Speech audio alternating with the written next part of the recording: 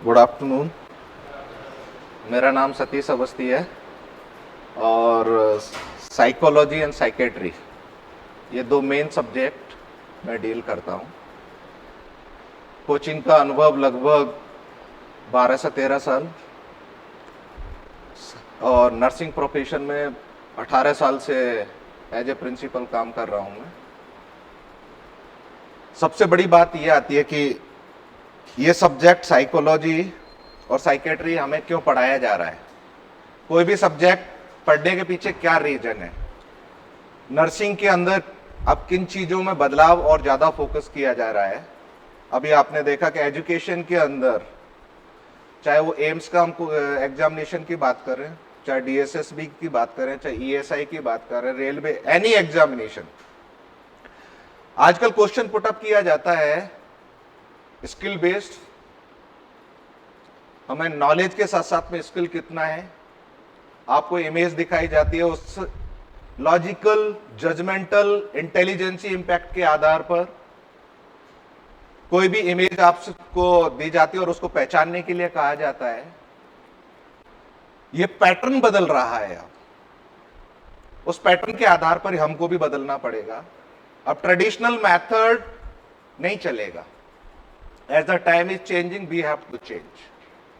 समय के अनुसार हमें ही बदलाव करना पड़ेगा, चाहे वो एजुकेशन हो, चाहे हमारी साइंस हो, चाहे टेक्नोलॉजी है, चाहे हमारे ट्रीटमेंट हो, hospital management, treatment, everything is changing because of the need.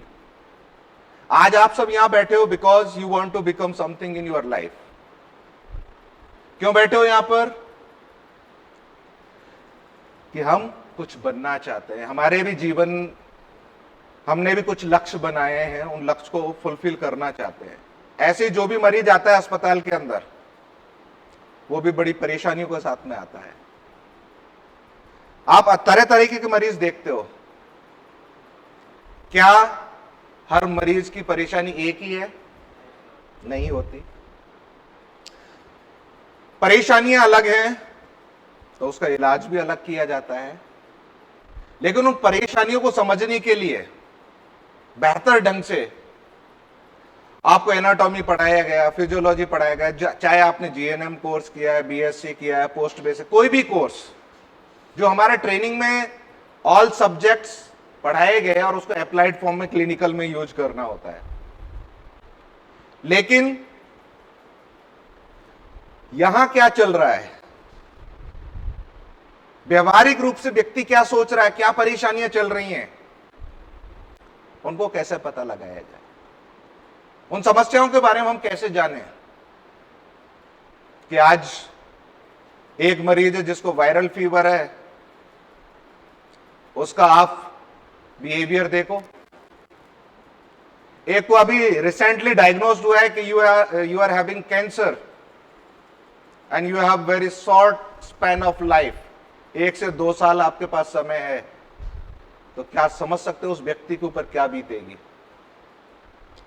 किस तरीके से उसकी मनोस्थिति होगी। और जब ये मैसेज फैमिली के पास पहुंचता है, एवरीवन इज अंडर क्राइसिस,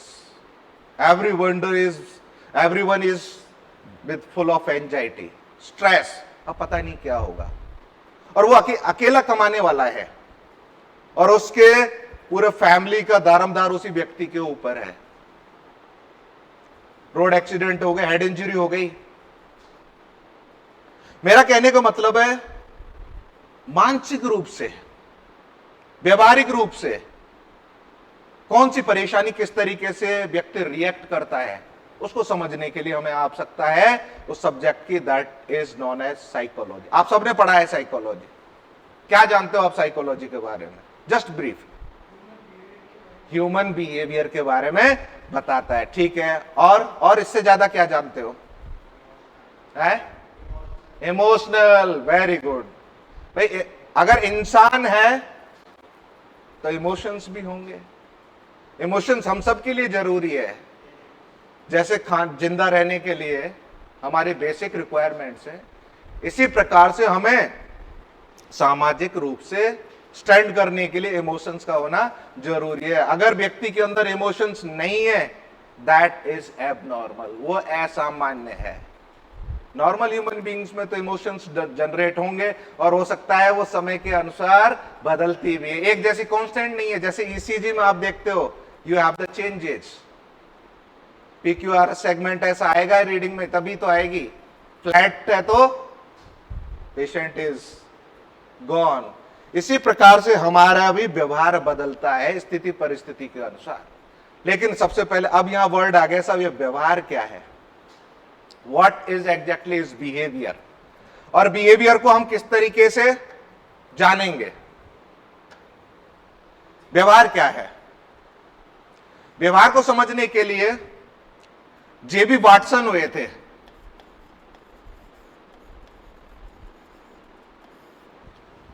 उन्होंने बताया, आज मैं साइकोलॉजी पढ़ा रहा हूं तो उससे पहले उसका बेसिक कोर सब्जेक्ट क्या है, कॉन्सेप्ट का कहां से शुरुआत हुई वो जानेंगे तभी हम आगे बढ़ेंगे।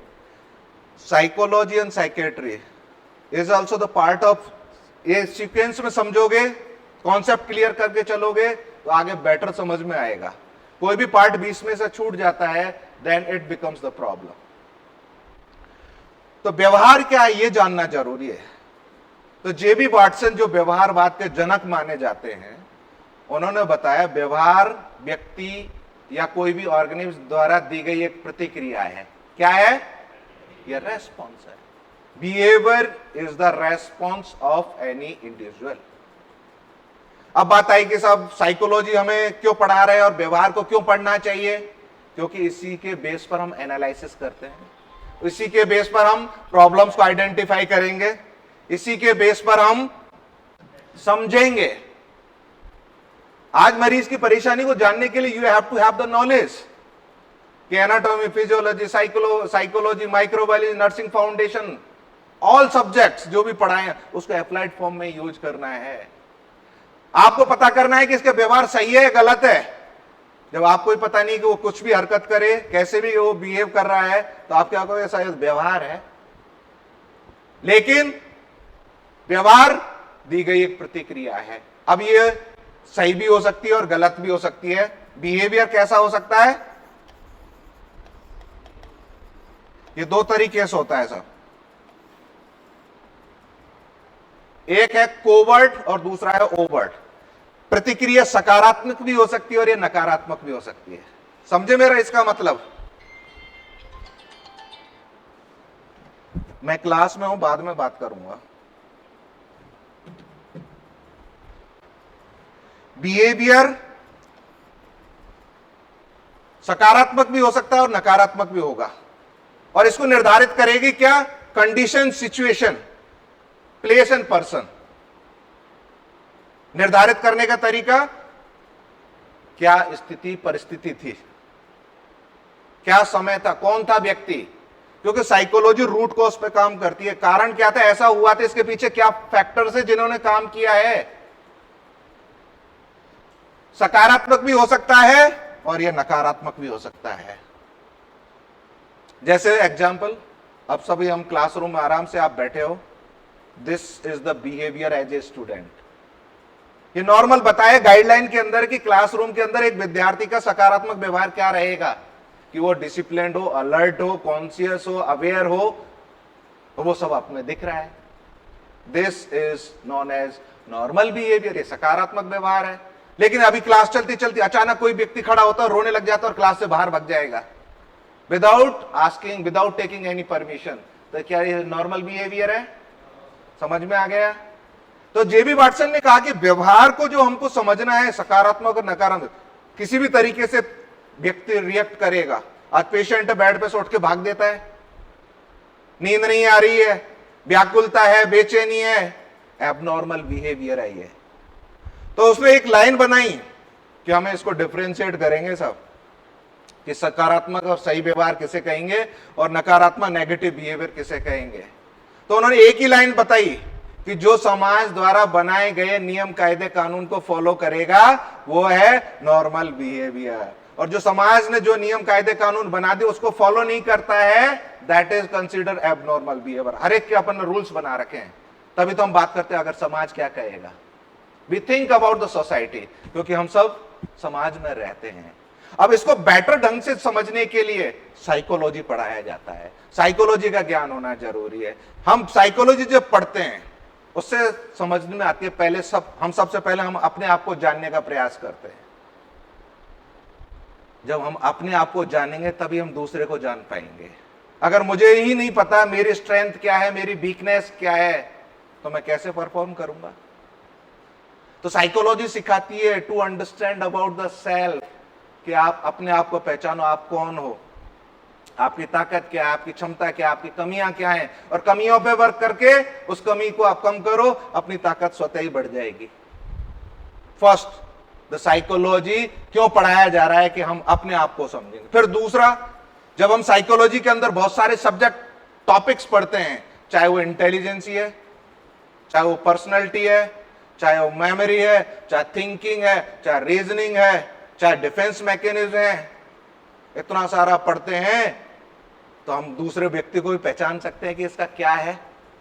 अगर मैंने आपसे डिस्कस किया पर्सनैलिटी है, ये टाइप्स ऑफ पर्सनैलिटी ये है, इसमें व्यक्ति ऐसा दिखता है, तो आप देख क्या लगा दोगे अंदाज कि यार अच्छा इसकी तो पर्सनैलिटी ये है, और हर पर्सनैलिटी के साथ में व्यक्ति को होने वाले व्यवहार की संभावना के बारे में बताया गया है।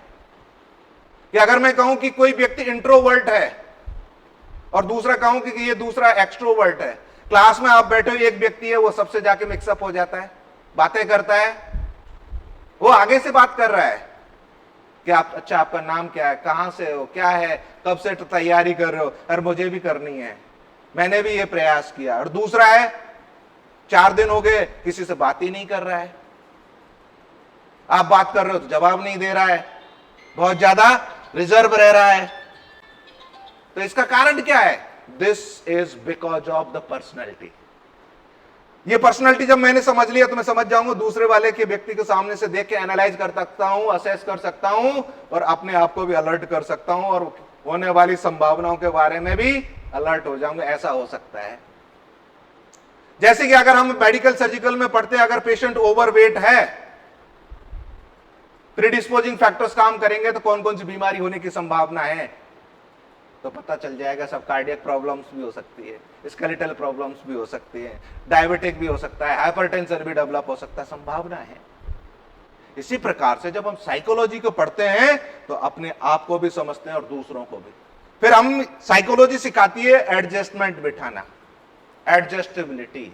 ये characteristic of normal human being का है कि वो अपने आप को समाज में प्रतिस्थापित कर लेता है सकारात्मक रूप से, नॉर्मल ह्यूमन बीइंग। एबनॉर्मल वाले को तो पता ही नहीं है, अगर सिजोफ्रेनिया हो गया तो उसको यही पता नहीं मैं कौन हूं, उसको यही पता नहीं कि दिन है कि रात है, उसको यही पता नहीं क्या चल रहा है, वो अपनी ही दुनिया में रह रहा है।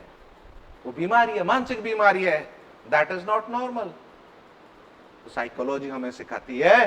तो अब बात है कि सब ये शुरुआत कहां से हुई थी। ये तो बेसिक कॉन्सेप्ट है, व्यवहार क्या है। जब हम व्यवहार को समझेंगे तो साइकोलॉजी फिर हमें पूरा समझाती है कि जो पूरा विश्व है, ये संसार है, जो परिवार है, ये सब कैसे चलता है, कैसे इससे हम, और हमको इसलिए पढ़ाया जा रहा है कि जब हम मरीज के संपर्क में आए, मरीज को बेहतर ढंग से जान सकें, उसकी समस्याओं को पता लगा सकते हैं, उसके लिए साइकोलॉजी का ज्ञान होना बहुत अत्यंत आवश्यक है। आपने मेडिसिन दे दी, डाइट भी दे दी, लेकिन पेशेंट में इंप्रूवमेंट नहीं आ रहा है। रीजन जब आप पता लगाओगे, कोरोना में आपने देखा था, दवाइयां तो दे रहे थे, इंजेक्शन भी दे रहे थे, समस्या क्या थी? आइसोलेट कर दिया। कोई अपना नहीं है उसके पास में बात करने को, वही हेजिटेशन, वही डर। बहुत सारे लोग इवन पॉजिटिव टेस्ट नहीं है उससे पहले कई लोगों ने सुसाइड कर लिया। कितना इंपैक्ट हुआ उस बीमारी का, समझो आप, मनोवैज्ञानिक रूप से कितना प्रभाव। और जब बाद में देखा गया कि घर पे रह के भी इसको ठीक किया जा सकता है, there is no need to hospitalise all the patient.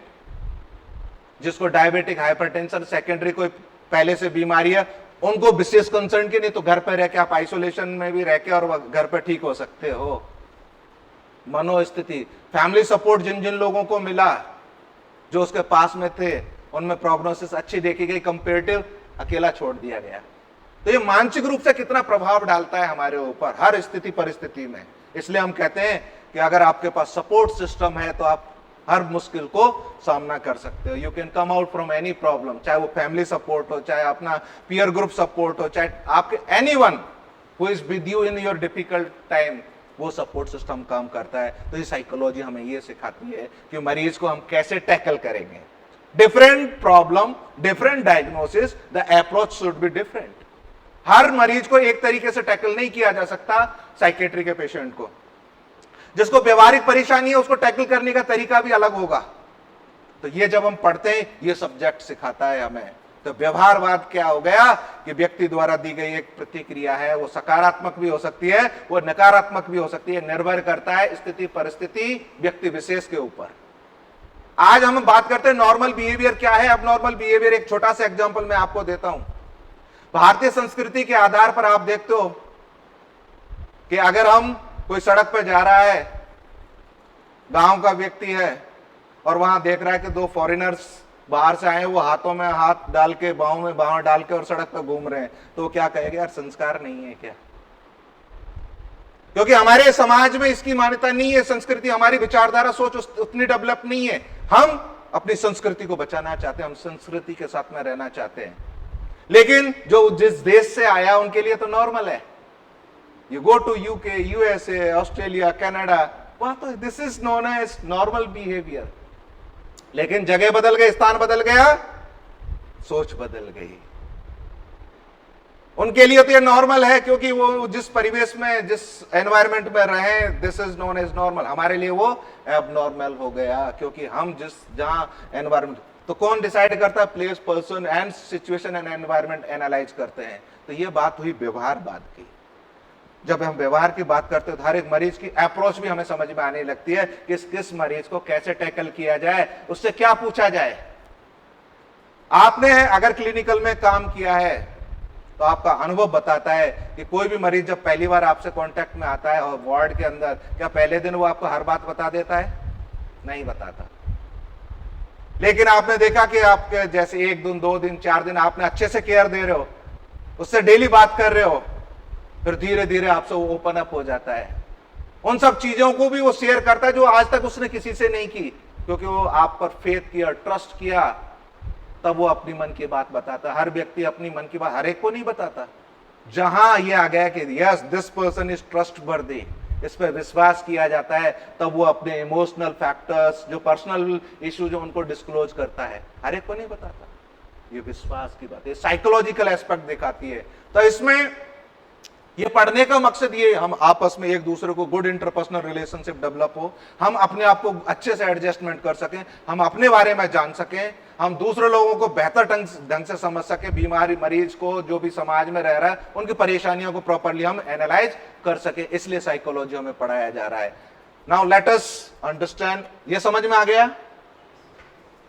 अब बात आती है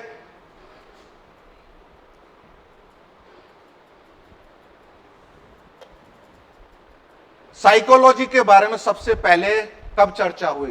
तो इन द ईयर 1590, 1590 के अंदर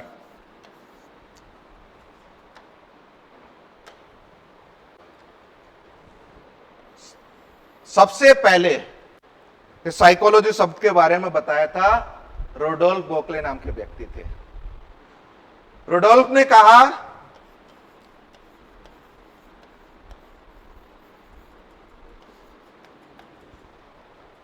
कि साइकोलॉजी शब्द, ये शब्द 2 ग्रीक शब्दों से मिलकर बनाया है। कहां से लिया है ये शब्द? ग्रीक भाषा से। और उस ग्रीक भाषा के 2 शब्द हैं, कौन कौन सा है? साइके एंड लोगोस। अगर हम साइकोलॉजी को इस तरीके से समझें,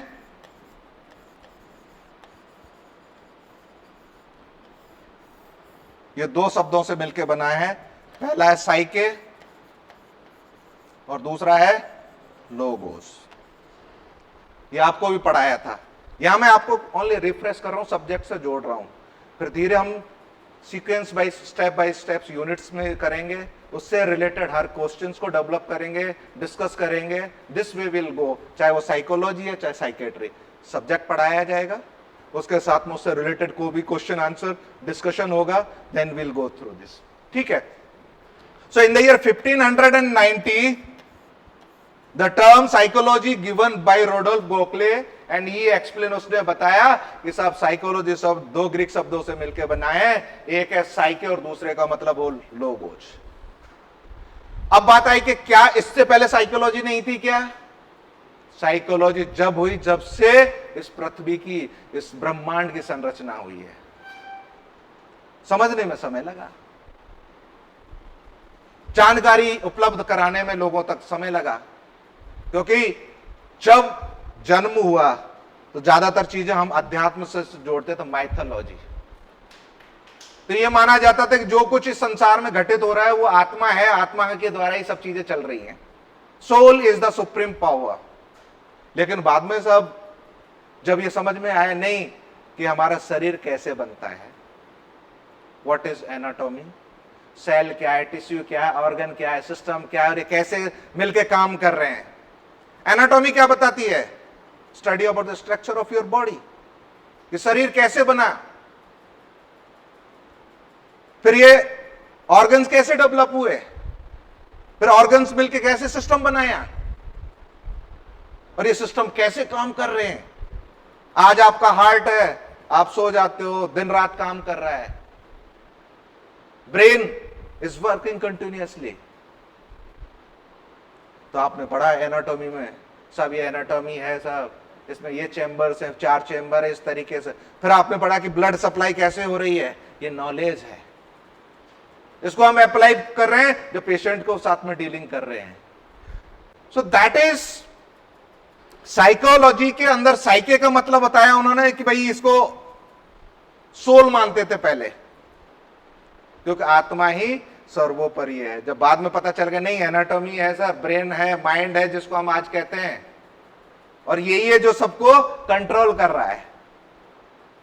your body is control by your central nervous system. हर एक अंग का उतना ही महत्व है, लेकिन सबका मास्टरपीस का अगर हम बात करेंगे, कमांड और कंट्रोल करने का काम तो ब्रेन का है। तो पहले मानते थे आत्मा कंट्रोल कर रही है, तो इसलिए उस साइकोलॉजी को आध्यात्मिक रूप से जोड़ दिया। फिर कहा सब हमारा जो मन है, अगर मन के बारे में आप जानोगे और उसको पढ़ोगे तो ये साइकोलॉजी बन जाएगी। इसकी परिभाषा इसी तरीके से, study of human behaviour is known as psychology. तो उन्होंने बताया साइके का मतलब माइंड, सोल और स्पिरिट।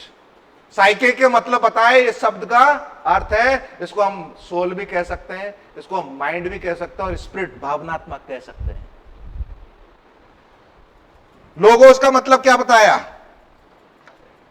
लोगोस का मतलब है या तो इसको पढ़ो या इसके बारे में ज्ञान प्राप्त करो।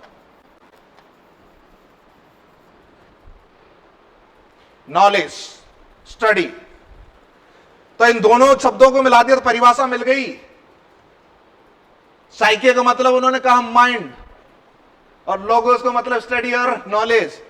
मन को पढ़ो, मन के बारे में जानो और अध्ययन करोगे तो उसको हम कहेंगे साइकोलॉजी। तो जो सबसे पहले परिभाषा आई कि अगर हम आध्यात्मिक रूप से सोल का स्टडी करते हैं तो उसको साइकोलॉजी कहते हैं। बाद में पता चला नहीं, द डेफिनेशन चेंज, क्योंकि हमारा शरीर, एनाटॉमी के बारे में ज्ञान हो गया, फिजियोलॉजी के बारे में ज्ञान हो गया। जो हम मन कहते हैं उसको एनाटॉमी में अगर बात करें तो that is the brain. Mind is the psychological aspect, anatomical में तो ब्रेन है।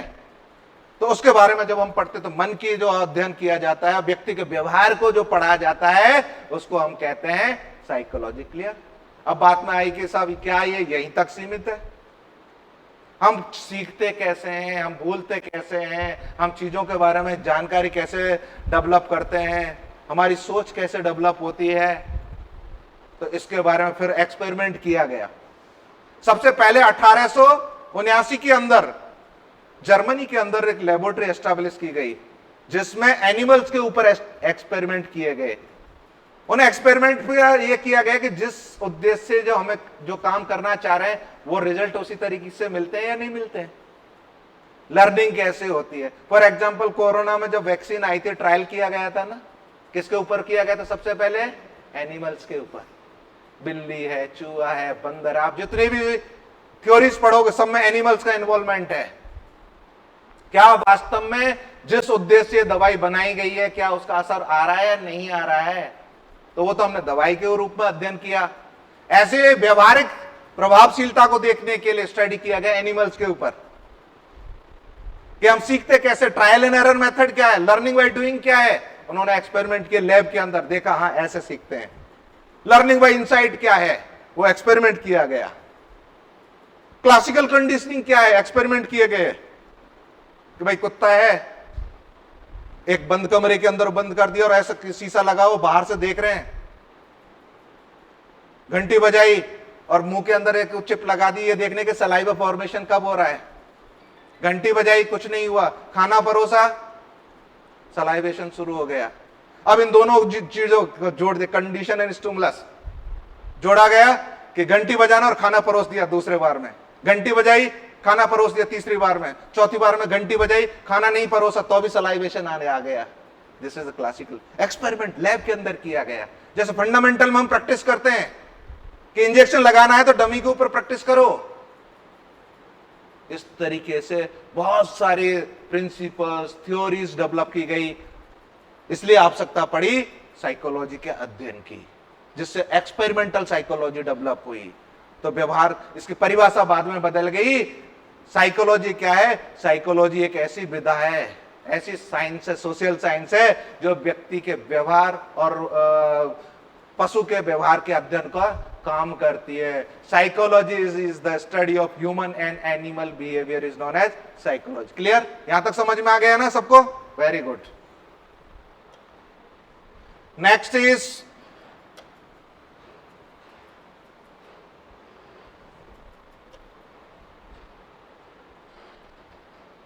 मैं अभी बात कर रहा था आपसे ह्यूमन बिहेवियर, व्यवहार के बारे में मैंने बताया कि ये एक प्रतिक्रिया है। अब बात आती है जनरेट कैसे होता है, डेवलप कैसे होता है, इसका कोर पार्ट कहां से शुरुआत होगी इसकी। तो जो हमारा व्यवहार निकल के आता है सब, इसमें तीन चीजें जो काम करेंगी, चाहे वो सकारात्मक है चाहे नकारात्मक, इन तीनों चीजों से मिलकर बनता है। कहते हैं ये इसके इंग्रेडिएंट हैं, ये इसके घटक है जिनसे चीजें तैयार होती हैं। तो जो भी व्यवहार निकल के आता है वो हमारा व्यवहार इन तीन चीजों के ऊपर निर्भर करता है। कौन कौन सी है वो हम चर्चा करेंगे।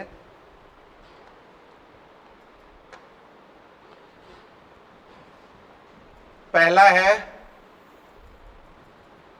Mental and cognitive activities. इससे आप क्या समझते हो?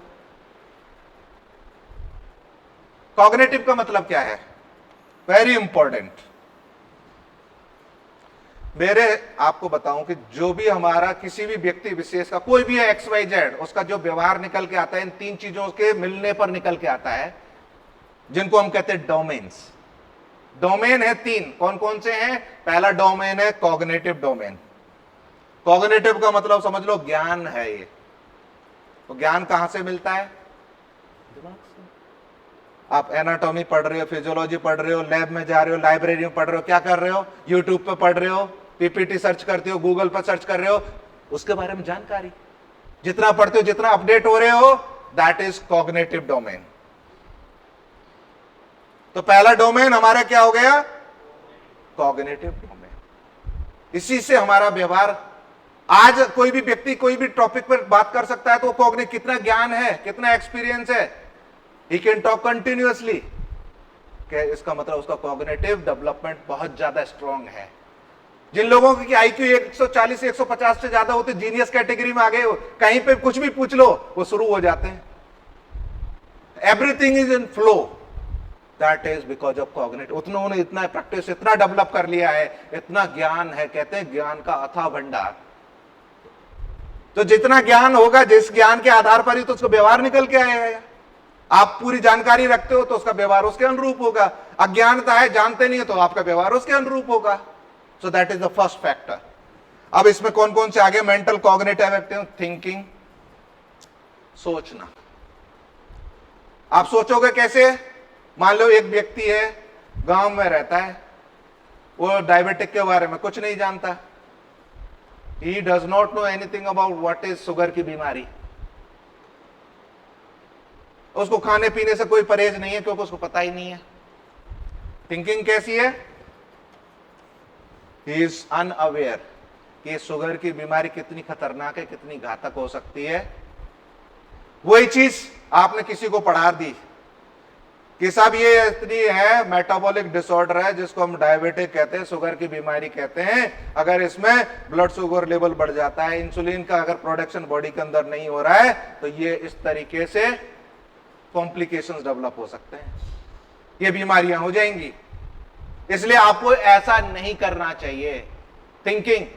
फिर आपने उसको हेल्थ एजुकेशन दी, आपने उसको समझाया कि आपकी डाइट इस तरीके से होनी चाहिए, डायबिटिक डाइट आपको फॉलो करनी है, चिंतन आपने उसको जोड़ दिया। अगर आपकी डाइट इसलिए नहीं, आपने डेली आप मीठा खाओगे तो ब्लड ग्लूकोज लेवल बढ़ जाएगा, और ब्लड ग्लूकोज लेवल जब ज्यादा बढ़ जाएगा तो शरीर पर उसका प्रभाव आने लगेगा, सिस्टमेटिक चेंजेस होने लगेंगे, टॉप टू बॉटम शरीर में कमियां, खराबियां, बीमारियां और ज्यादा घातक हो जाएंगी। इसलिए आपको यह आवश्यकता है। आप चाहते हो आपका blood glucose level properly regular maintain किया जा सके, तो इसलिए आपको सुबह मॉर्निंग वॉक करनी चाहिए। तो आप वो मोटिवेट हो जाएगा कि साहब मैं कॉम्प्लिकेशन नहीं चाहता, मैं नहीं चाहता कि मुझे आंख की प्रॉब्लम होगी, कान की, हार्ट की, अदर कोई भी चेंजेस मेरी बॉडी के अंदर नहीं आए। मैं चाहता हूं बीमारी तो हो गई लेकिन अब मेरा लाइफ स्पैन बढ़ जाए और मैं कॉम्प्लिकेशंस डेवलप नहीं हो। तो आपके चिंतन, आपने उसको पढ़ाया कि भाई ये इंसुलिन यहां से है, मोटी मोटी भाषा में उसको समझा दिया कि आपको ये आवश्यकता, इस तरीके से परहेज कर रहे हैं, सोच बदल गई। थिंकिंग कहां से आया? आपने उसको पढ़ा दिया कि मुझे, अब उसको बता दिया कि चोट लगती है तो घाव क्यों नहीं भरता। आपसे पूछा साहब मुझे शुगर की बीमारी का पता ही नहीं था, ये तो जब मैं गया बार बार जब चोट लग रही घाव नहीं भरता था, पर मैंने टेस्ट कराया, किसी ने कहा कि शुगर की जांच करा ले, वहां जाके पता किया तो पता चला कि आई एम हैविंग डायबिटिक, मेरा blood sugar level sir fasting 300 350 है। क्यों उसका हीलिंग नहीं हो रहा था प्रॉपर? क्योंकि जब ग्लूकोज ब्लड के अंदर बढ़ा हुआ है, ये बहुत अच्छा मीडियम है सब बीमारियों के लिए, बैक्टीरिया वायरस को डेवलप होने के लिए सकारात्मक वातावरण मिल रहा है, हीलिंग प्रोसेस को डिले कर दे, इसलिए नहीं हो पाता। फिर आपने कह दिया अगर ये कॉम्प्लिकेशन नहीं चाहते हो तो रेगुलर एक्सरसाइज करो, प्रॉपर डाइट लो, ऐसे कपड़े पहनने चाहिए, इन बातों का ख्याल रखना चाहिए। तो आपका ज्ञान, आपने उसको एजुकेट कर दिया क्या खाना चाहिए क्या नहीं खाना चाहिए। सो that is the cognitive reasoning. अब उसके पीछे कारण भी बताया कि अगर आप एक ही समय में 4-4, 5-5 चपाती की जगह 8-8, 10-10 खा रहे हो तो वो क्या करेगा, अचानक ब्लड शुगर लेवल बढ़ा देगा और फिर परेशानी। इसलिए हमें पढ़ाया जाता है डायबिटिक पेशेंट को एक साथ में लार्ज अमाउंट फूड कंज्यूम नहीं करना चाहिए, क्वांटिटी को डिवाइड कर दो, फ्रीक्वेंसी बढ़ा दो। रीजनिंग कि मुझे क्यों एक साथ में नहीं खाना चाहिए, क्यों आप कहा जाता है डायबिटिक पेशेंट हर 2-3 घंटे में कुछ खाने को देते रहो जिससे उसका ब्लड ग्लूकोज लेवल मेंटेन होता रहे। कारण इमेजिन, इसी एग्जांपल से सब समझ में आ जाए। अगर आपने ब्लड ग्लूकोज लेवल मेंटेन करने के लिए रेगुलर एक्सरसाइज नहीं करोगे, परहेज नहीं करोगे, डाइट नहीं करोगे, तो ये सब हो जाएगा आपको, फिर ऐसी बीमारियां हो जाएंगी, हार्ट की प्रॉब्लम्स डेवलप हो सकती है, हार्ट में ब्लॉकेज हो सकते हैं, आंख में रेटिनोपैथी डेवलप हो सकती है, आंख से धुंधलापन हो सकता है, ब्लाइंडनेस तक भी हो सकता है, मसल्स की प्रॉब्लम्स डेवलप हो सकती हैं, चोट लग गया तो डायबिटिक फूट तक भी हो सकता है। इनसे बचना है तो आपको करना ही होगा ये लर्निंग। सिखा दिया उसको कि अब भाई आपको तो शुगर की बीमारी हो गई और आजीवन इसी के साथ में आपको रहना है, लेकिन इसको मेंटेन करने के लिए अब आपको प्रिस्क्राइब किया गया कि साहब इसको तो इंसुलिन लेनी पड़ेगी, बाहर से इंजेक्शन लेना पड़ेगा। डॉक्टर ने एडवाइज कर दिया उसको कि सुबह भी 6 यूनिट और शाम को भी 5 यूनिट ऑफ इंसुलिन देना पड़ेगा। अब क्या वो डेली की डेली कोई किसी के ऊपर डिपेंड करेगा कि बेटा आएगा इंजेक्शन लगाए जब खाना खाऊंगा, या दूसरा कोई पास में जो रहता है चाहे डॉक्टर है चाहे नर्स, वो आएगा तब लगाऊंगा? तो इसका मतलब वो तो पूरी तरीके से डिपेंडेंस हो गई। अगर वो सामने वाला बिजी हो गया, ना तो टाइम पे खाना खा पाएगा, ना वो अपने प्रॉपर मेंटेन कर पाएगा। उसके लिए आपने सिखाया कि सिंपल है सब, इसको इंसुलिन सिरिंज आती है और इसको कैसे लोड करना और कहां लेते हैं और कैसे रोटेट करके आप दे सकते हो, ये आपने उसको सिखा दिया। अब किसी की वेट करने की जरूरत नहीं है, सुबह आपको इतने 8 बजे अगर इंसुलिन लेनी है, खुद आप उसमें विड्रॉ करो, लगाओ, उसके आधे घंटे बाद आप खाना खाने की इजाजत है। किसी की डिपेंडेंसी नहीं है कि वो आएगा तब लगाऊंगा। यू कैन प्लान योर, क्या कह रहा है आपने, लर्निंग सिखा दिया। नहीं तो बेचारा वो आजीवन डिपेंडेंसी रह गया, वो आएगा तब होगा, भूखा मर रहा हूं, भूख लग रही है, वो नहीं है, इंजेक्शन नहीं लगा जब तक खाना नहीं खा सकता। That is the learning. आपने उसको एक बार प्रैक्टिकल डेमो करके दिखाया कि बहुत आसान है, आप कभी भी जब चाहो जब लगा सकते हो, as per your schedule. Learning कहां, यहां बिठा दिया आपने। सो एक पहला डोमेन कौन सा हो गया, कॉग्निटिव। जो हम पढ़ रहे हैं वो सबसे हमारा ज्ञान प्राप्त होता है, उस ज्ञान के आधार पर व्यक्ति बात करता है, बिहेवियर। ठीक है, ये तो हो गया कॉग्निटिव की बात। समझ में आ गई कि आज मैं अगर आपसे कहूं कि साइकोलॉजी क्या है, तो आप सब फटाफट फटाफट बात करने लग जाओगे साइकोलॉजी है, क्योंकि अब ज्ञान डेवलप, कॉग्निटिव मुझे पता चल गया, दिस इज द कंटेंट।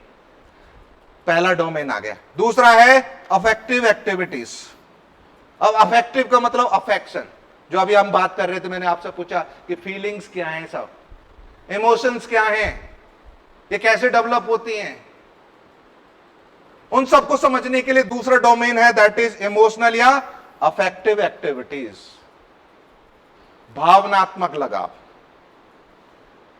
आज आप देखते हो परिवार के किसी भी सदस्य के कुछ भी प्रॉब्लम हो जाए, तुरंत आप इतने कंसर्न हो जाते हो, क्या हो गया, क्यों हो गया, क्या किया, ऐसा इतने कंसर्न। और ऐसे रोड पर जा रहे हो, एक एक्सीडेंट हो गया, हो सकता है आप उधर मुड़ के देखो भी नहीं, ऐसे ही निकल जाते हो। This is the emotional response, कि जो आपके बिल्कुल करीब है, परिवार का सदस्य, उसके लिए बहुत ज्यादा अहमियत है। अब हो सकता है यार मैं तो बिजी हो रहा हूं, हॉस्पिटल ड्यूटी जानी, लेट हो रहा हूं, वो दूसरे हैं वो संभाल लेंगे, है तो क्या अफेक्शन ही है। अगर आपका परिवार का कोई अगर कोई नॉन होता, तुरंत आप सब चीजें लग जाते हैं ना वहां पर, तुरंत कि एम्बुलेंस बुलाओ, हो सकता है इसको सीपीआर की, एएलएस बीएलएस की जरूरत पड़े, हो सकता है इसको मुझे जब तक एम्बुलेंस नहीं आती मुझे इसको सीपीआर देना पड़े। अफेक्टिव रेस्पॉन्स, भावनात्मक लगाव। और हमारी प्रतिक्रिया भावनात्मक आधार पर ही होंगी, किस व्यक्ति से, किस परिस्थिति स्थिति से कितना इमोशनल अटैचमेंट है। आए रात दिन आप अखबार में पढ़ते हैं, इतने डेथ हो गए, इतने मर गए, क्या फर्क पड़ता, अखबार पढ़ते और हम बस दूसरे पेज पर बढ़ जाते हैं। वही अपने साथ में होता है, then you think what is the impact of this emotion.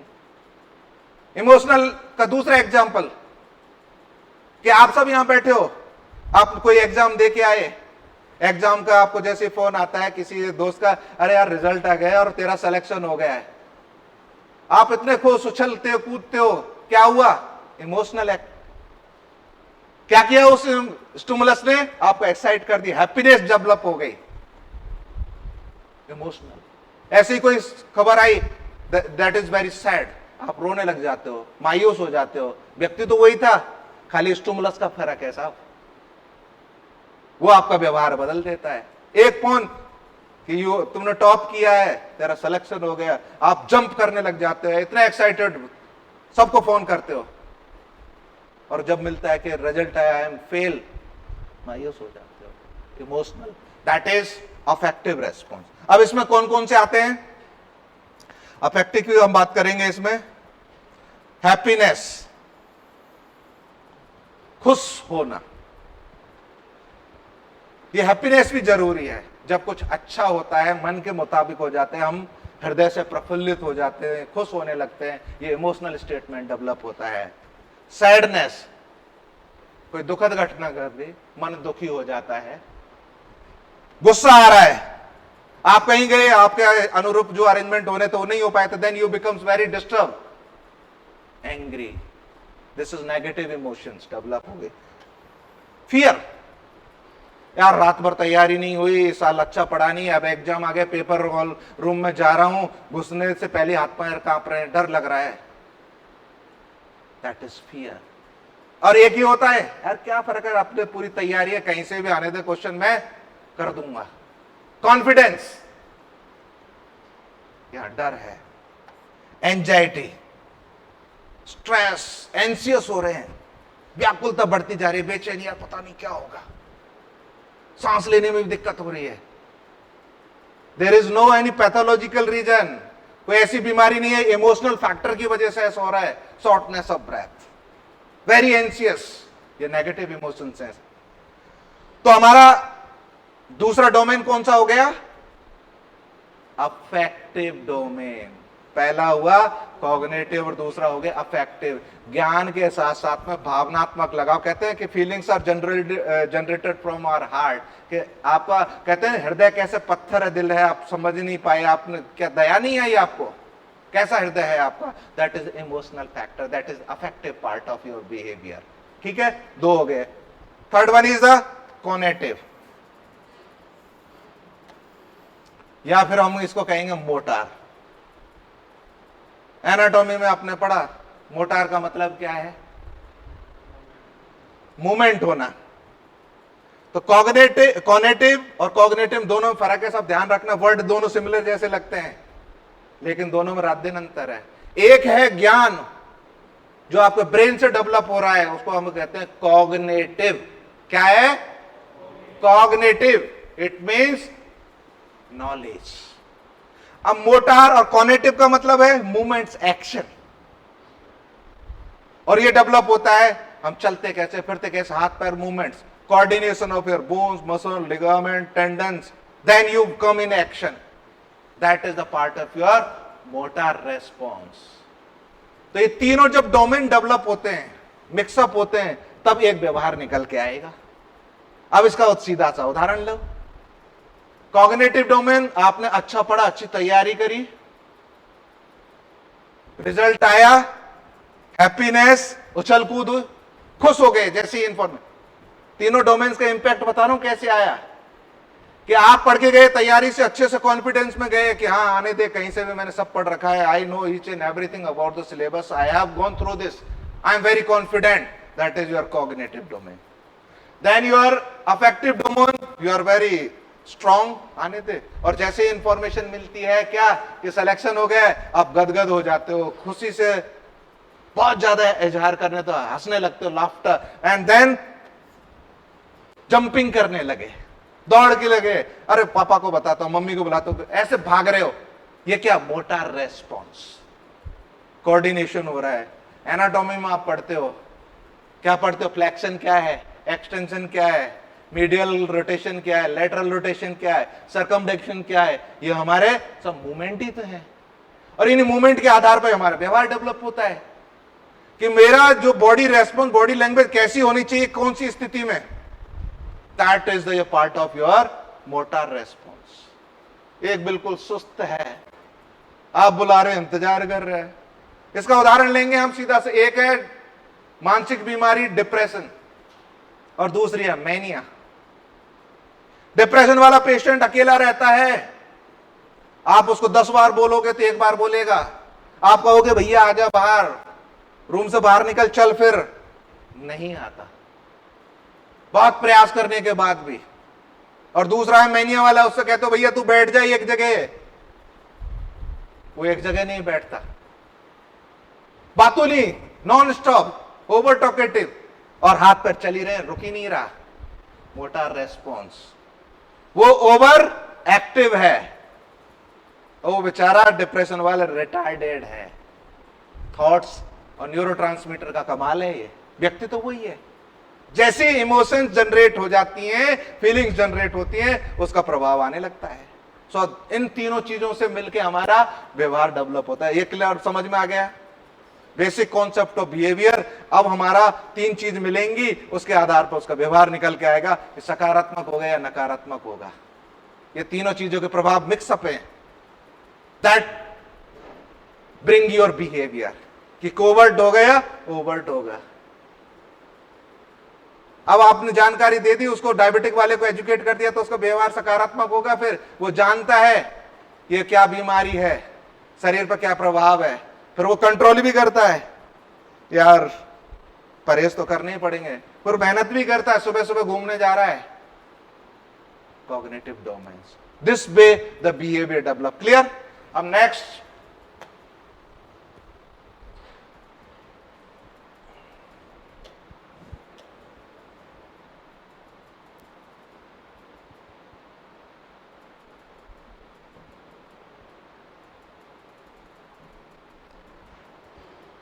Affective behaviour हो गया। इसमें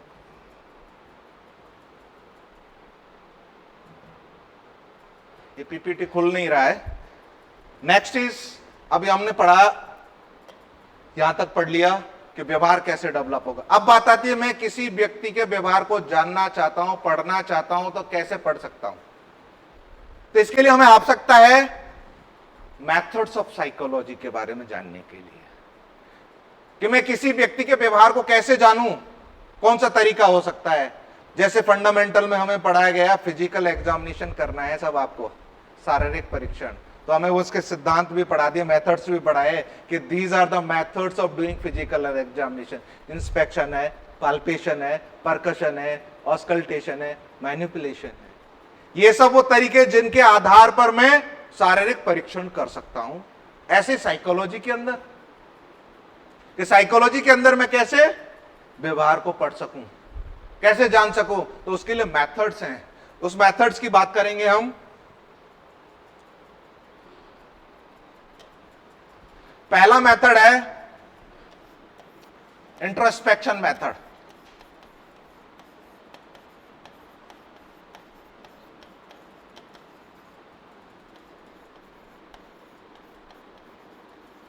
अब यहां ध्यान देने वाली बात है। अब हम चर्चा कर रहे हैं, अगर साइकोलॉजी के माध्यम से मुझे किसी व्यक्ति विशेष के व्यवहार को जानना है, पता लगाना है कि उसका व्यवहार कैसा है, कैसे, तो कौन कौन से तरीके हो सकते हैं, कौन कौन से मेथड्स हो सकते हैं साइकोलॉजी के। उसमें पहला मेथड है इंट्रो इंस्पेक्शन मेथड। इसका दूसरा नाम भी है। दूसरा नाम क्या है? इसको हम कहेंगे सेल्फ ऑब्जर्वेशन मेथड।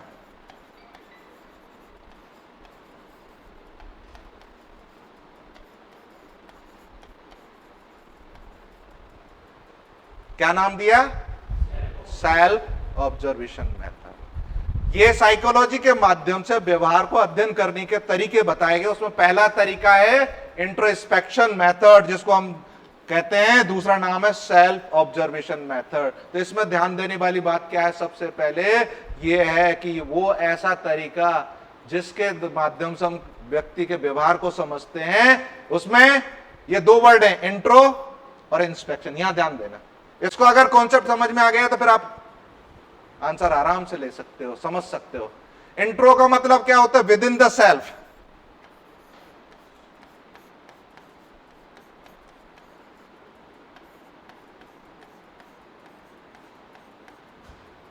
इंस्पेक्शन का मतलब एग्जामिनेशन, एनालिसिस।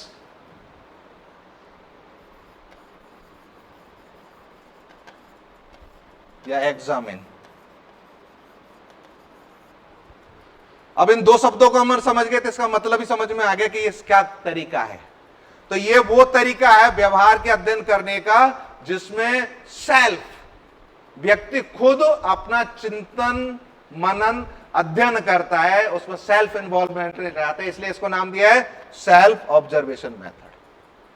समझ में आ गया? इसमें कौन इन्वॉल्व हो रहा है? सेल्फ, खुद व्यक्ति विशेष। फॉर एग्जाम्पल आप हो या मैं, और अपने बारे में जानना चाहता हूं, तो I can use this method. अब इसमें होता कैसे है साहब? आपने कहा है कि इंट्रोस्पेक्शन है या इसको सेल्फ ऑब्जर्वेशन, तो कहने का मतलब अपने आप को खुद पहचानो। अब वो कैसे होगा, कैसे किया जा सकता है? सो इंट्रोस्पेक्शन और सेल्फ ऑब्जर्वेशन मेथड में क्या होता है? इंट्रो का मतलब अपने आप को पहचानना है किसी क्राइटेरिया पर, किसी कंडीशन में, किसी सिचुएशन पर, फिर उन चीजों का चिंतन मनन आत्मा करके और लास्ट में रिजल्ट, निष्कर्ष निकाल के लिए क्या हो, पॉजिटिव और नेगेटिव क्या समझ में आया। That is introspection, that is self observation method. ये व्यवहार अध्ययन का तरीका है जिसके अंतर्गत व्यक्ति खुद अपने आप को जानता है, पहचानता है, और मुख्य रूप से इसमें क्या अध्ययन करता है? वो स्ट्रेंथ एंड वीकनेस,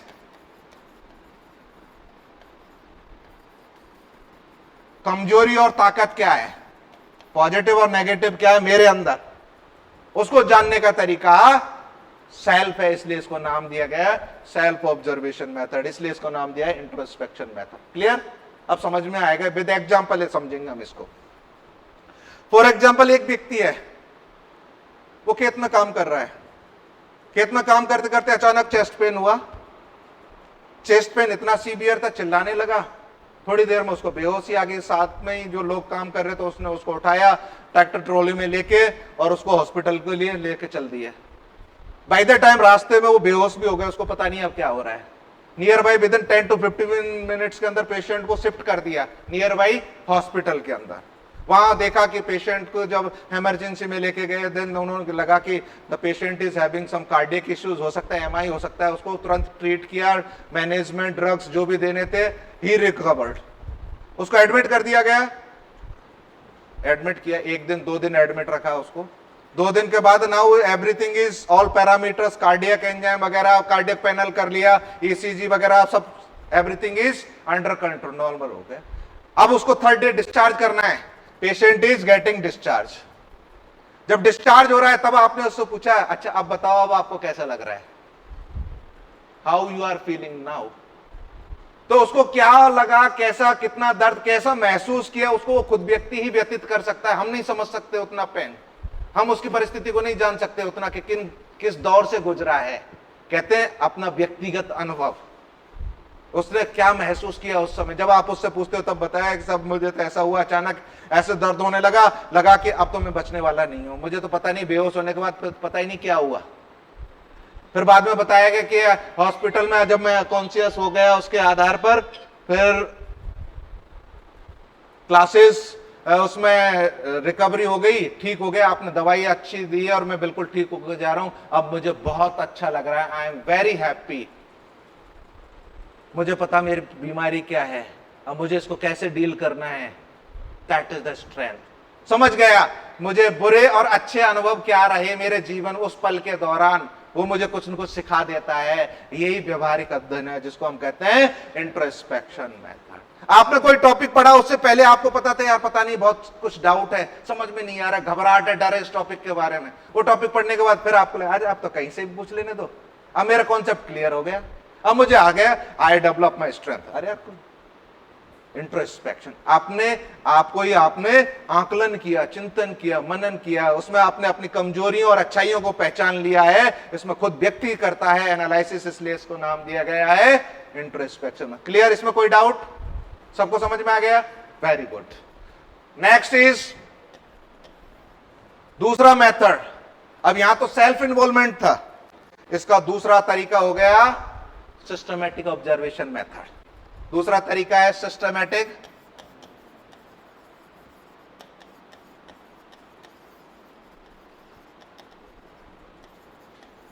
और इसको दूसरा नाम भी बोलते हैं prolong observation method.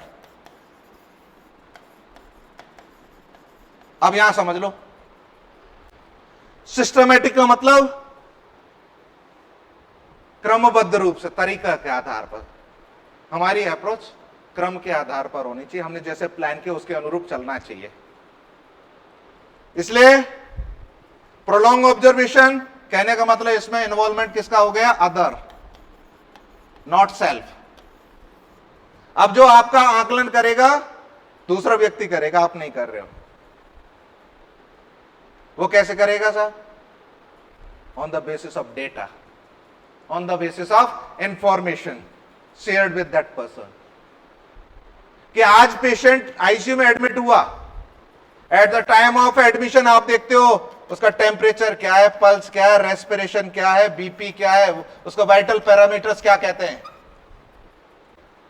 Everything is recorded, data है, मॉनिटर हो रहा है हर दिन, हर समय क्या क्या हो रहा है।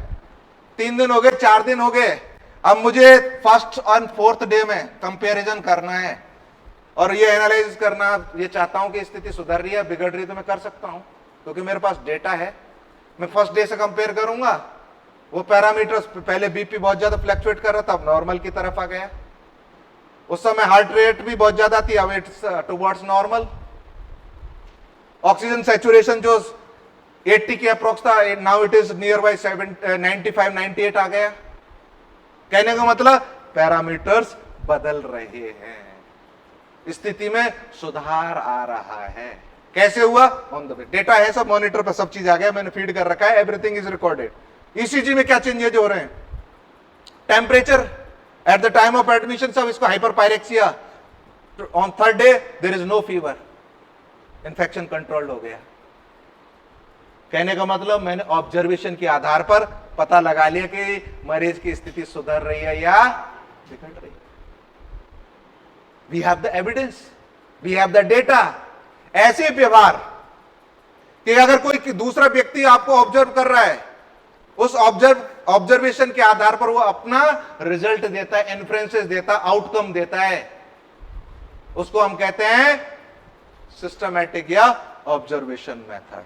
इसमें दूसरा समझो, वो एग्जामिनर है, वो आपको ऑब्जर्व कर रहा है। ऑब्जर्वेशन जो जो मुझे देखनी है, क्वालिटीज देखनी, मैं पता कर लूंगा, फिर पता चल जाएगा कि इसमें क्या कमी और क्या अच्छाइयां हैं। कैसे? डेटा के आधार। फॉर एग्जाम्पल, मैं अब इसको एग्जाम्पल से समझाता हूं आपको।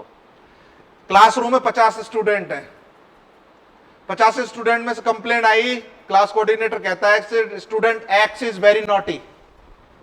कोई एक विद्यार्थी वो बहुत ज्यादा बदमाश है, उपद्रव करता है, ठीक है। क्या complaint I?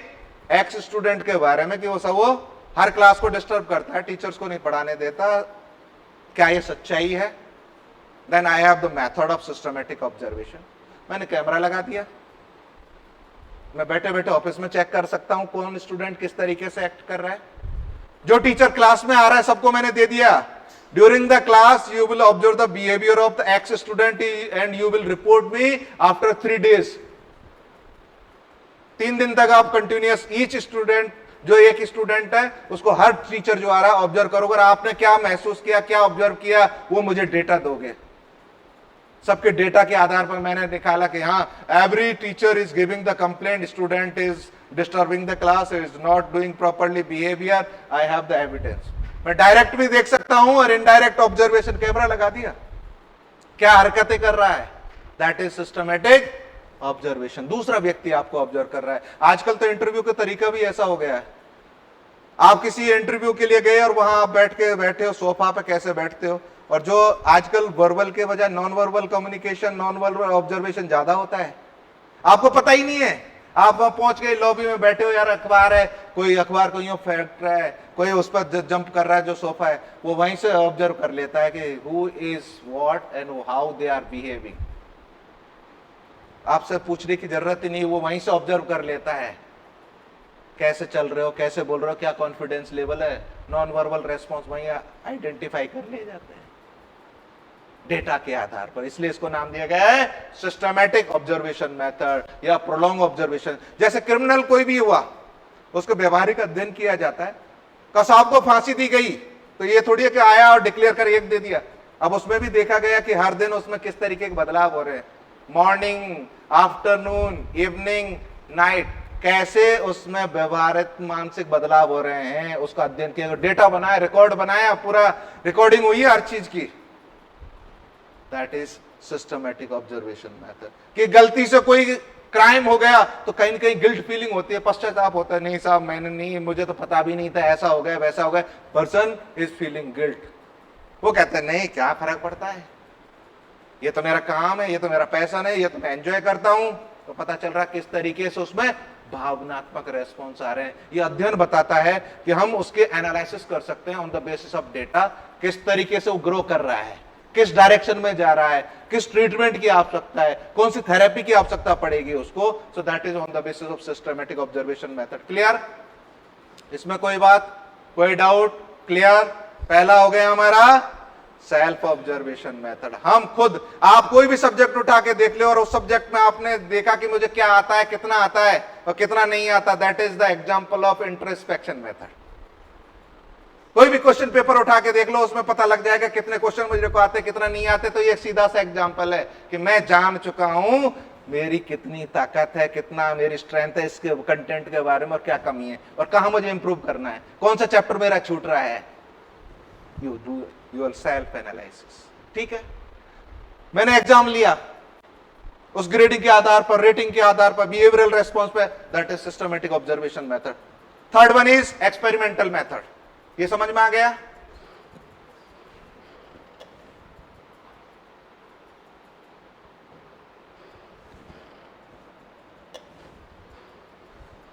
Next is experimental method.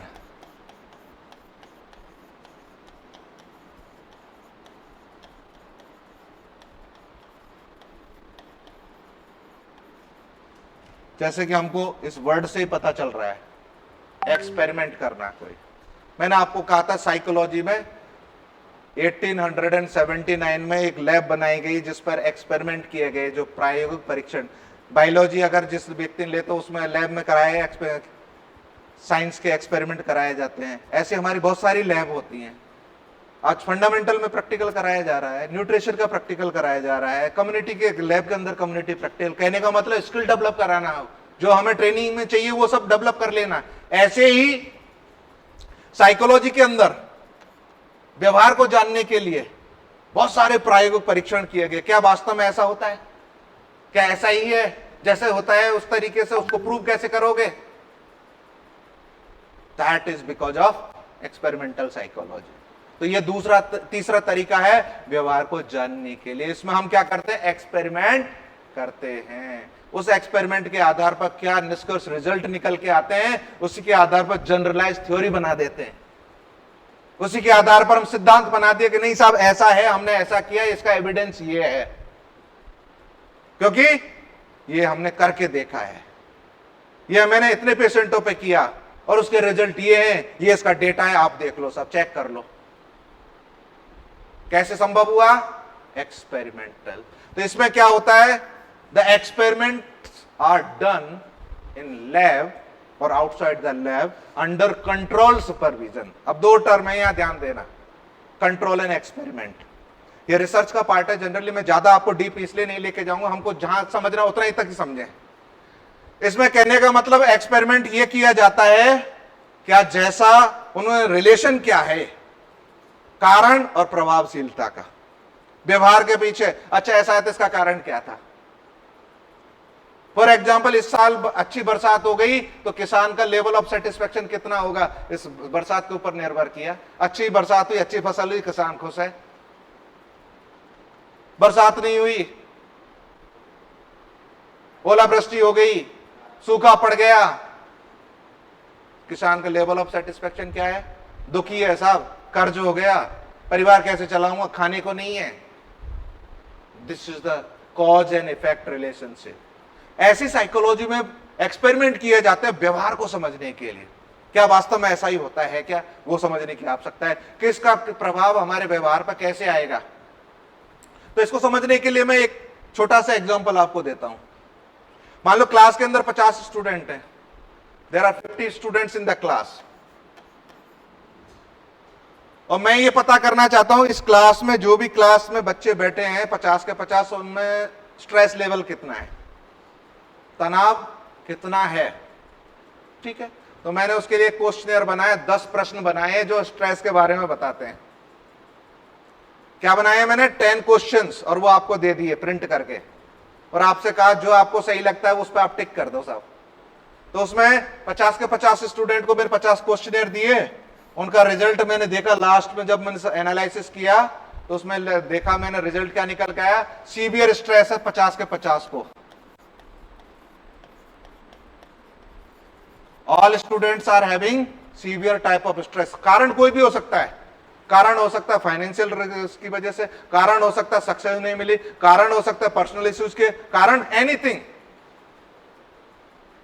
पर रिजल्ट क्या आया कि all students are having severe type of stress. अब सब मैंने, अच्छा ये तनाव को कैसे कम किया जा सकता है, इस पर मैंने विचार किया।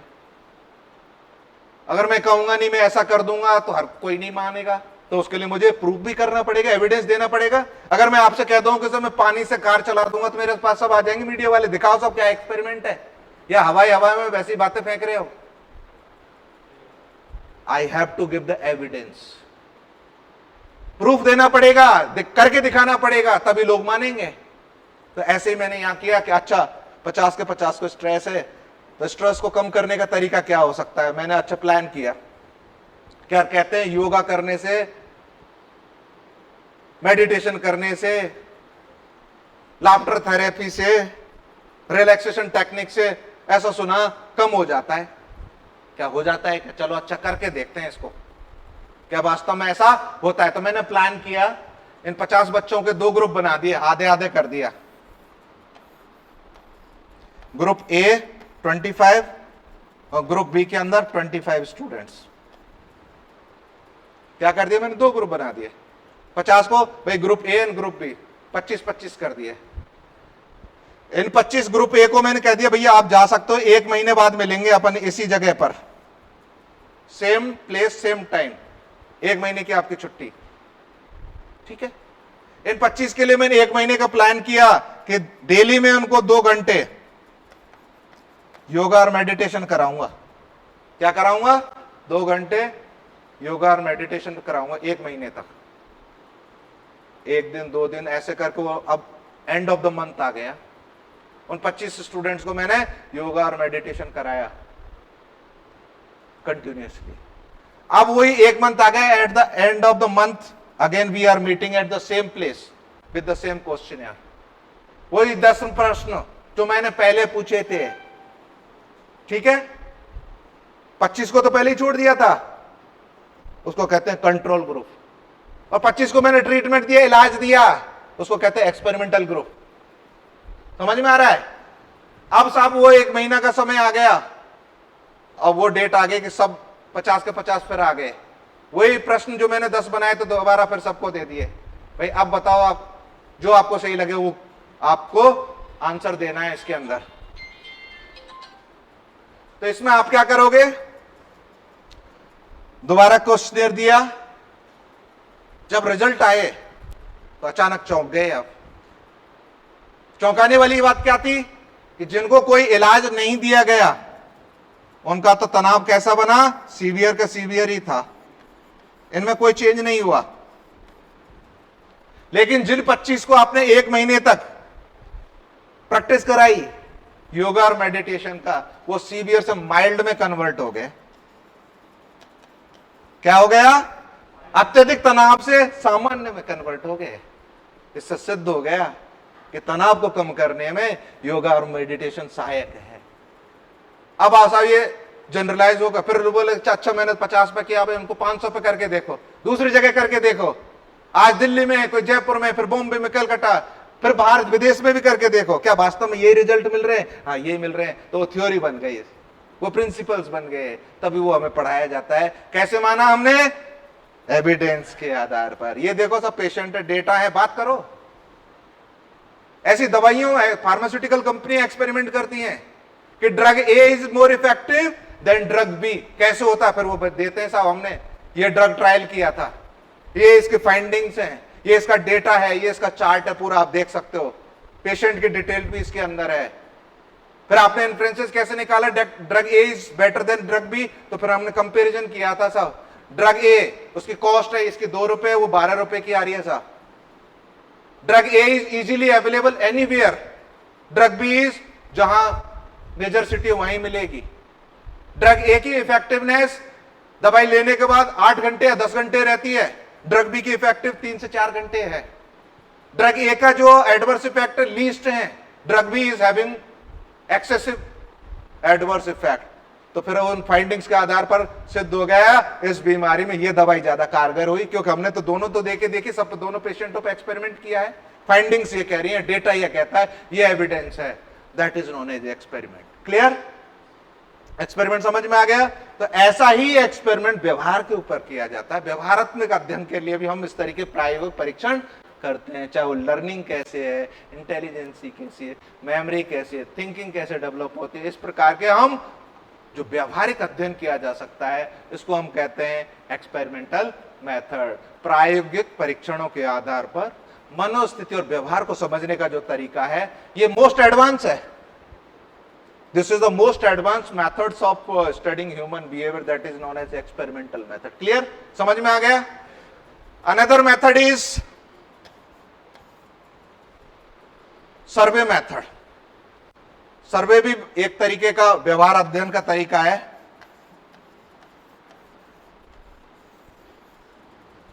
अब इसमें क्या करते हैं? व्यक्ति विशेष समुदाय की हम विचारधारा का पता लगा सकते हैं कि वो लोग क्या सोचते हैं, क्या मानते हैं, किस तरीके की विचारधारा रखते हैं।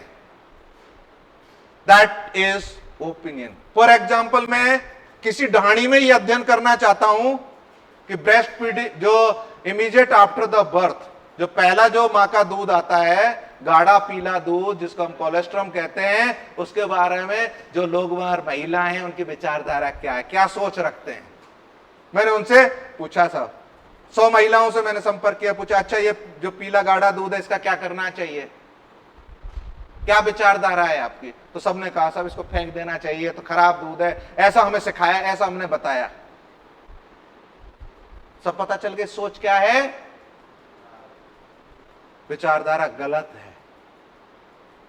कैसे पता चला, जब मैंने उनसे चर्चा करी, बात करी। जबकि स्टडी क्या कहती है कि ये तो बेहतर है, अमृत के समान है बच्चे के लिए। क्योंकि ये स्टडी हुई है सब कि जिन बच्चों को मां का दूध मिला और जिनको नहीं मिला, बीमारी जो कि दर है उनमें कम पाई गई जिनको मां का दूध मिला है, और जो बोतल फीड पे वो अक्सर बीमार हो जाते हैं। That is the study, that is the survey. तो ओपिनियन को पता चल गया, विचारधारा को पता चल गया। अब उसके हिसाब से करेक्ट फिर हमको एजुकेट करना पड़ेगा उन लोगों को कि ये जो माँ का पहला दूध, गाढ़ा जो पीला दूध आता है, ये कोलेस्ट्रॉल है, ये बहुत ज्यादा उपयोगी होता है बच्चे के लिए, ये ताकत देता है, एंटीबॉडीज डेवलप कराता है, बीमार नहीं होगा जल्दी से बच्चा, सब चीज जो रेडीमेड मिलती है उसके लिए बहुत ज्यादा अच्छा रहेगा। सर्वे, ओपिनियन। मैं शहर के अंदर किसी भी समुदाय विशेष की विचारधारा जान सकता हूं। आज अगर मैं ये जानना चाहता हूं कि सरकार ने जो योजनाएं चलाई है, जा रही हैं, उनके बारे में जयपुर में रहने वाले या राजस्थानियों की क्या विचारधारा, क्या सोच रखते हैं, मैं 4 क्वेश्चन पूछूंगा, उसी से पता चल जाएगा। ओपिनियन। चुनाव नहीं होता उससे पहले सर्वे पोल आ जाता है, अच्छा इस सारे इस स्टेट के अंदर इसकी पार्टी ज्यादा आगे चलेगी, कहां से आया, सर्वे। आज पेट्रोल की रेट बढ़ गई, कैमरामैन पहुंच जाता है पेट्रोल पर, अच्छा अब रेट बढ़ गई पेट्रोल की, आपको कैसा लग रहा, कैसा महसूस कर रहे हो, तो फिर वो अपना ओपिनियन दे रहे, साहब महंगाई इतनी हो गई है, तनख्वाह तो उतनी ही है, खर्चे ज्यादा हो रहे हैं, हम तो त्रस्त हैं, परेशान हैं। That is the opinion. तो हम क्या सोच रहे हैं, किस तरीके की विचारधारा रखते हैं कि किसी व्यक्ति विशेष समुदाय, एनीथिंग XYZ, उसको पता लगाया जा सकता है। That is known as survey method. आजकल तो डिजिटल का जमाना है सर, डिजिटल सर्वे हो गया। मैंने कोई प्रश्न पूछा कि क्या मुझे चुनाव लड़ना चाहिए, नहीं लड़ना चाहिए, मैंने उसको जनरलाइज कर दिया लोगों से, अच्छा आप कहते हो मुझे चुनाव लड़ना चाहिए तो ए पे आप टाइप करके वोट करें, अगर वो कहते हो मुझे नहीं लड़ना चाहिए तो बी पे, तो पता चल गया कि कितने लोगों क्या है। आजकल डांस कंपटीशन होता है, उस पर वोटिंग कराई जाती है ना, that is also example of सर्वे। ये डिजिटल आधार पर है, पर यहां सर्वे हम करते हैं व्यवहारिक अध्ययन के आधार पर, क्या सोच रखते हैं, किस तरीके की विचारधाराएं हैं, क्या खान पान, कोई भी प्रैक्टिस के बारे में, कि वैक्सीनेशन कैसी होनी चाहिए, वहां गए सब पूछ लिया आपने, 10 सवाल उनसे पूछे, कोई भी एक मुद्दे पर चर्चा करे, उनसे लोग पूछना, चर्चा करना, that is the another matter, survey. ये हम जनरली पब्लिक ओपिनियन को आइडेंटिफाई करने के लिए जो मेथड को अपनाते हैं उसको हम कहते हैं सर्वे मेथड। क्लियर? कि जयपुर में रहने वाले जयपुर के निवासियों की विचारधारा क्या है किसी पर्टिकुलर मुद्दे पर, तो निकल के आ जाएगी, क्या चाहते हो वो, दैट इज द ओपिनियन, उसके हिसाब से ही आगे वर्कआउट किया जाता है। That is, for example politicians होते हैं, वो सर्वे कर लेता है पहले ही, जहां जाता है भाषण देने उसके पास पूरा डेटा होता है, कितने वहां की पॉपुलेशन है, कितने वोट हैं, कौन कौन से मुद्दे हैं जिन पर मुझे चर्चा करनी पड़ेगी, लोग मुझे सुनेंगे और मुझे वोट देंगे, उन्हीं मुद्दों पे बात करता है वो। कि सड़क नहीं है आपके यहाँ, पानी नहीं आ रहा है, अगर मैं जीतता हूं तो सबसे पहले सड़क और पानी की व्यवस्था यही करूंगा, क्योंकि उसको पता है कौन से फैक्टर पर लोग काम करेंगे, कौन उसको सुनेंगे। So that is the part of survey method. What are the problems are existing in that community, how to solve them, how to motivate the people, that is the example of survey method. तो ये भी एक तरीका है व्यवहारिक अध्ययन करने का। आप किसी पर्टिकुलर एरिया में चले जाते हो, वहां वो प्रैक्टिस ही नहीं है, सब मानते ही नहीं है उसको, दैट इज द सर्वे। किसी भी नियम, कायदे, कानून के बारे में जो भी विचारधारा आप पब्लिक से लेना चाहते हो तो उसका तरीका कौन सा है, सर्वे मेथड। आज मैं ये पता करना चाहता हूं कि कितनी नर्सेज हैं जो काम कर रही हैं और लेवल ऑफ सेटिस्फैक्शन, तो आप जाओगे वहां हॉस्पिटल में, आईसीयू में काम कर रहे हैं, उनसे बात कर रहे हैं, अच्छा क्या सब ड्यूटी इतनी लॉन्ग रन रहती है, हम इतना आता है, खड़े खड़े रहते हैं और वेरिकोस वेन डेवलप हो गई, सैलरी प्रॉपर नहीं मिलती, टाइम पे नहीं मिलती, बहुत सारे प्रॉब्लम्स एंड इश्यूज। मैं ये कंपेयर करना चाहता हूं कि आईसीयू में काम कर रहे हो, जनरल वार्ड में काम कर रहे हो, दोनों के लेवल ऑफ सेटिस्फेक्शन में क्या है? स्टडी हो गई, सर्वे हो गई। जो सर्वे जनरल वार्ड में काम कर रहे हैं उन पर बहुत ज्यादा प्रेशर नहीं है, सब जाते हैं ड्यूटी की 6 घंटे में 7 घंटे में फ्री हो गए, वहां तो 10-10 घंटे भी लग सकते हैं, पेशेंट इंट्यूबेट करना पड़ रहा है, हैंडल करना है, सो दैट इज चार्ज देने में बहुत समय लग रहा है। कंपैरिजन सर्वे कि level of satisfaction, working environment, level of happiness किस तरीके से, वो भी हम पता लगाया जा सकता है, इसको हम कहते हैं survey method. Another last method is case study method.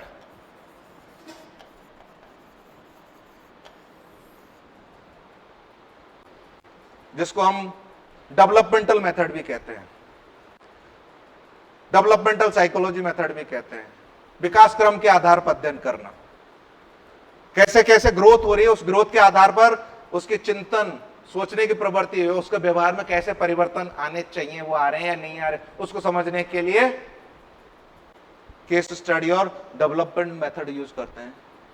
Case study में क्या होता है, आपने पर्टिकुलर कोई केस लिया, उसके बारे में अध्ययन करो, उसकी पूरी बारीकी जानो, हर स्थिति, हर इश्यू को आपने आइडेंटिफाई कर लिया और उसको लर्न कर लिया, that is known as case study method. आपने जीएनएम किया तो आपको केस स्टडी कराई थी, सब एक मेडिकल का केस ले लो, एक सर्जिकल का ले लो, आप उस मरीज की पूरी डिटेल्ड लिखोगे, उसके केयर करोगे, उस बीमारी के बारे में पढ़ोगे, फिर बुक पिक्चर से कंपेयर करोगे, फिर एनालाइज करोगे कि क्या समझ में आया है। हो सकता है किताब कह रही है इस मरीज की, इस बीमारी में इतने लक्षण हो सकते हैं, मेरे मरीज में कितने आ रहे हैं, 10 में से 3 ही मिल रहे हैं, अच्छा 7 और भी हो सकते थे, अच्छा कोई कॉम्प्लिकेशन डेवलप हो, उसको मैंने कैसे मैनेज किया, अच्छा ये ऐसा हो गया, इसको ऐसे मैनेज किया। आने वाले समय में अगर इससे रिलेटेड कोई भी पेशेंट आ जाता है तो आप उसको प्रॉपरली हैंडल कर सकते हो, क्योंकि आपने वो सीख लिया है। क्या आपने देखा कि पेशेंट को इंसुलिन दे दी, पेशेंट ने खाना नहीं खाया, हाइपोग्लाइसेमी हो, गिर गया, चोट लग गई, नेग्लिजेंस हो गया, पर आगे भविष्य में हमेशा ध्यान रखोगे, पेशेंट को एजुकेट करोगे, अगर आपने इंसुलिन लिया है, टैबलेट ले ली, तो आपको खाना खाना जरूरी, नहीं तो हाइपोग्लाइसेमिया हो जाएगा और चक्कर आके गिर सकते हो, चोट लग सकती है, हेड इंजरी तक भी हो सकती है। बारीकी समझ ली, कैसा भी पेशेंट आपको जीवन में मिलेगा तो वो चीज दिमाग में तुरंत आ जाएंगे, अच्छा कहां कमी हो सकती है, कैसे मुझे अलर्ट रहना चाहिए और पेशेंट को मैं कैसे बेटर मैनेज कर सकता हूं। That is the example of case study method. तो इस तरीके से ये व्यवहार को समझने का हमारे मेथड्स हैं जो हम साइकोलॉजी के लिए उपयोग में लेते हैं। आज हमने चर्चा करी basic part of psychology, introductory part of psychology, how psychology is helping us to understand as a nursing student, as a nursing officer, as a professional, to understand self and others, to make good adjustment, to develop good IPR. Then we have discussed about what exactly is the meaning of word psychology, what is the definition of psychology. Then we have discussed how the behavior is generated, which are these 3 domains. Domain first is cognitive domain, domain second is the affective, third one is motor or cognitive. These 3 domains work together, mix up, and the person get the response in either it may be positive or either it may be in negative form. Then we have discussed what are the methods of psychology. So we have discussed introspection method, khud padho, self analysis, then systematic observation problem, second person is involved in your analysis. Then we have discussed experimental method, we have discussed survey method, we have discussed case study method, or it is also known as developmental. How the child is growing. Paediatric में आप पढ़ते हो growth and development milestone, कि बच्चा कब चलना फिरना, गर्दन कब संभाल रहा है, अगर वो आपको पता है कि इस उम्र पे ये होना है, अगर नहीं है तो पता चलेगा डेवलपमेंट प्रॉपर नहीं है। According to age child is not having proper development. इस तरीके से हम इमोशनल बेसिस पे, साइकोलॉजिकल बेसिस पे चिंतन करने का, सोचने की प्रवृत्ति के आधार पर अध्ययन करते हैं। So today we have discuss only the introductory part of psychology. If you have any doubt about this topic, you are free to discuss. समझ में आया या नहीं? Very good. Okay, all the best. Thank you.